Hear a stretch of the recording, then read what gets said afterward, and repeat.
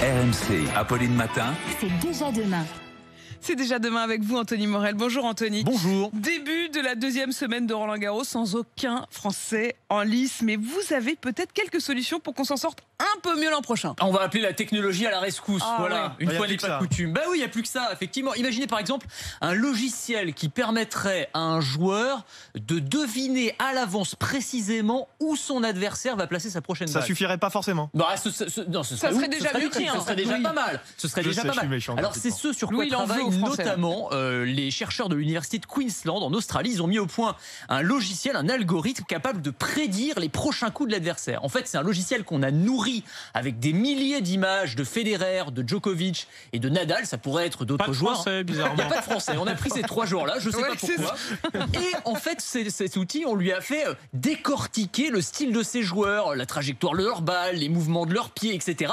Et à partir de ça, eh bien, la machine est capable de prédire leur prochain coup, c'est-à-dire avec un taux de précision de 90%, on sait quel type de coup ils vont faire et à moins d'un mètre près où ils vont placer la balle sur le court. Alors vous allez me dire oui mais on va pas utiliser ça pendant les matchs, ce serait de la triche, c'est vrai. En revanche là où ça va être intéressant c'est à l'entraînement. Pour se préparer contre un joueur spécifiquement, on va pouvoir entrer dans son esprit, avoir une sorte de don de divination et comprendre comment il joue. Vous aviez vu le film Le Stratège avec Brad Pitt ?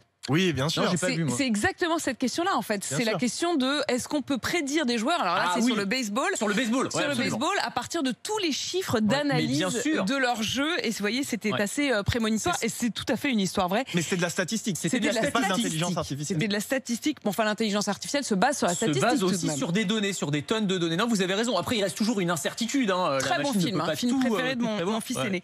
On peut aussi se servir de l'intelligence artificielle pour créer des matchs virtuels.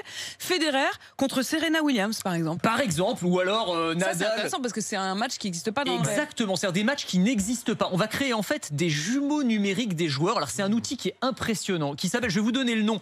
Si vous ne regardez pas, allez le chercher sur internet parce que vous verrez c'est assez dingue. C'est ce qu'on voit là à l'écran. C'est ce qu'on voit là. C'est incroyable. Vid2Player, VID, le chiffre 2 et player comme un joueur. Donc on pourrait avoir un Federer de Malherbe, c'est possible. Federer de Malherbe, c'est possible. Pas très intéressant comme match. Alors sinon, tu peux avoir du Federer contre McEnroe aussi. Tu peux faire des matchs historiques ou alors Federer contre lui-même. Enfin, on peut tout imaginer. En fait, on a pris des images réelles de joueurs. On a analysé leur style de jeu, encore une fois, leurs statistiques, etc.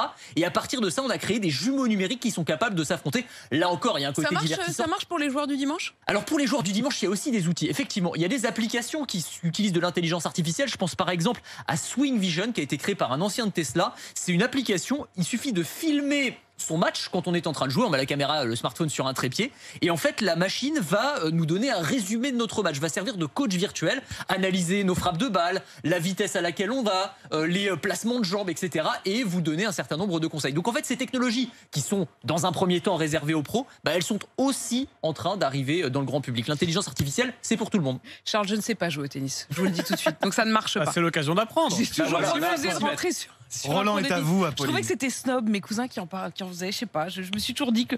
Et en fait, maintenant, je regrette, j'aimerais bien savoir. Il n'est pas trop tard. Il n'est pas trop tard, visiblement.